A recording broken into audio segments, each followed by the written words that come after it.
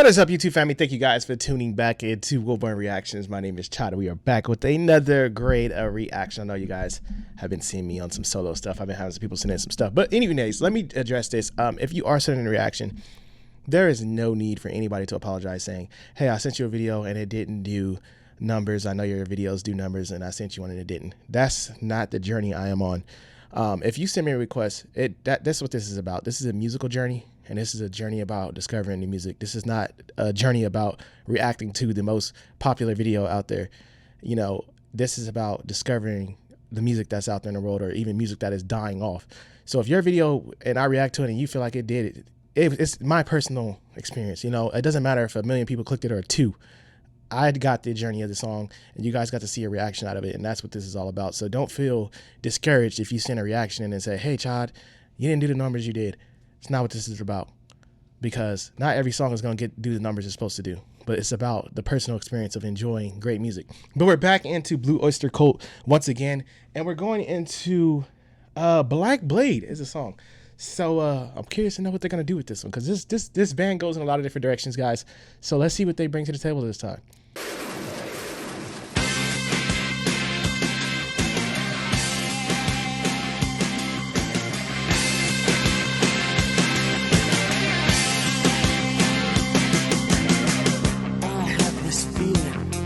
My luck is none too good. This sword here at my side don't act the way it should. Keeps calling me its master, but I feel like its slave, hauling me faster and faster to an early grave. It howls like hell. I'm told it's my duty to fight against the law. That wizardry is my trade, and I was born to wade through door. I just wanna be a lover, not a red-eyed screaming ghoul. I wish it picked another to be its killing tool.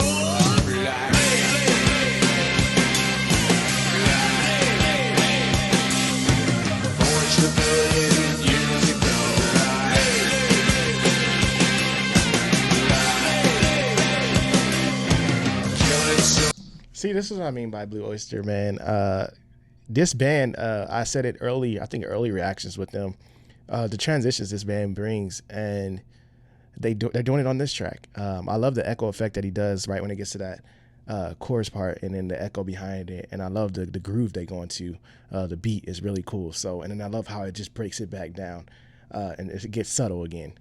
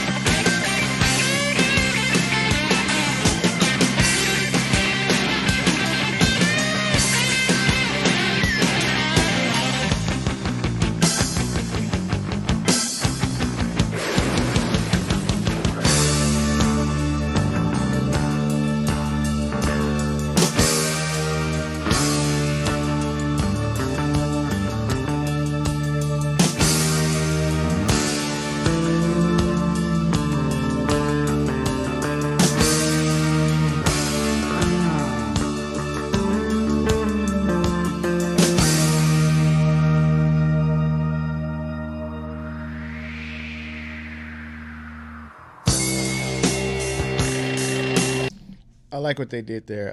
Definitely when the organ came in, it created like this like kind of mystical vibe that it brought to it, and then like the sound effects coming from it, like the wind and all that stuff.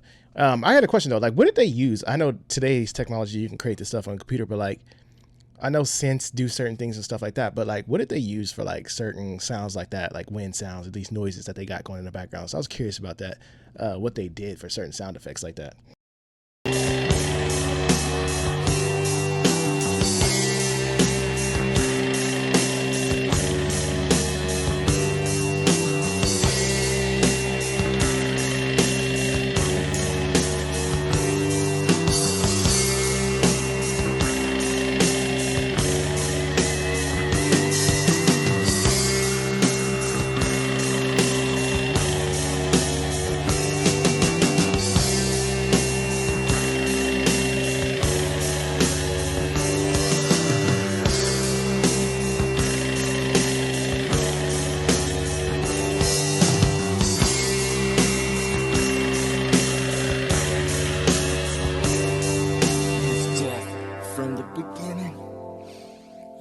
To the end of time, and I'm the cosmic champion, and I hold a mystic sign, and the whole world's dying, and the burden's mine, and the black soul keeps on killing till the end of time.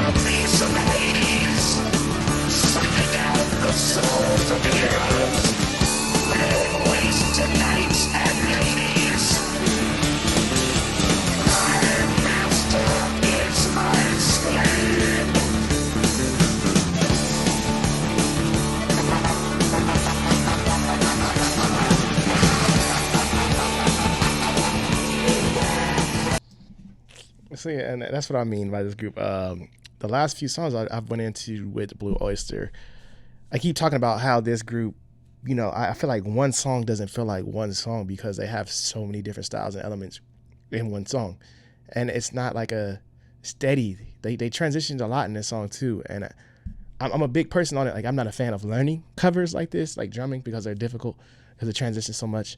But as far as hearing it, I always think about like the musicianship behind, you know, making a difficult song. I always say when a song's not like steady straight through, where you got a 1 2 3 4 beat going through it, or, you know, a simple time signature going out through the song, and be able to comprehend it and play it, you know, as a musician.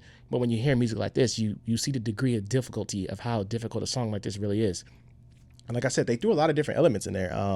Like I said, when that organ came in at midway through this song, and then you had those wind vibes and different other sound effects, and then even towards the end, like, he even transitioned his voice into like this robotic sound. And then he had like different elements in the back, you know, creating this feeling. And I feel like this is one of those songs, you know, we say that had like a big emotional roller coaster, because your emotions were, you feeling different elements as this song progressed through, because it was so many different transitions in it. And I feel like songs like this, when I say like the degree of difficulty, because you got to think about the concept, like them sitting in the studio or wherever they created this song at, what was going through, I always think of their heads, like what was going through their heads to say, I need to create a song in this element. and then they have this cover in front of us, and you know, all this stuff plays an effect in the music, like the cover, the album cover, the song title, the sound of the song, the title of that song, and then you get music like this, and it's more than just music. They took it to another level. It's more than just creating a simple song. They created different elements in there, added different elements, and I feel like that stuff comes with just talent. You know, it just doesn't come with simple-minded, like being simple in music. You know, it comes with thinking outside the box. And I've learned a lot from this group because, you know, their most popular Don't Feel the Reaper is like the most go-to song. You know, that's their song that, like, I guess it feels like, I don't know if when they came out that put them on the map, but in like my society, like that song is very popular, you know, and they have so much more great music out there besides that song. And from me and my personal experience, I don't think Blue Oyster is getting enough praise of their other music, like songs like this, because Don't Fear the Reaper is getting so much credit. And Don't Fear the Reaper is great. I love that song. Don't get me wrong. When I reacted to it, I told you guys, it's an amazing song. But I've learned to discover more in this band, and thanks to you guys and my dear friend, he doesn't want me to mention his name over here, but he's the one who sends me most of Blue Oyster songs. And I probably would have never discovered more of their inventory if it wasn't for that. You know, you'd have been stuck on Don't Fear the Reaper, like, man, that's their only great song they have. This band has so many more great hits that I've discovered that I think should get just as much recognition as that song. And this is one. There's great musicianship behind this. And it just makes me think, like, why are these songs not getting the popularity of that song? Because this song is great. It's great. It has great elements in it. So it's the only thing I scratch my head on. But this is a good band, and I feel like they don't get enough recognition. They don't get enough clicks, I feel, when a reaction comes out to it, and I think they should, because they have the talent that these other bands do have, and I feel like they should get more recognition than they do. But that's just, I don't know, maybe that's my opinion. What do you guys feel about this group? Do you feel like Blue Oyster gets enough clicks, or do you feel like, you know, they're just not that band? I'm curious to know about that. But thank you guys for dropping this one off. Thank you for tuning back in. Don't forget to like, subscribe, share. We'll see you guys in our next video.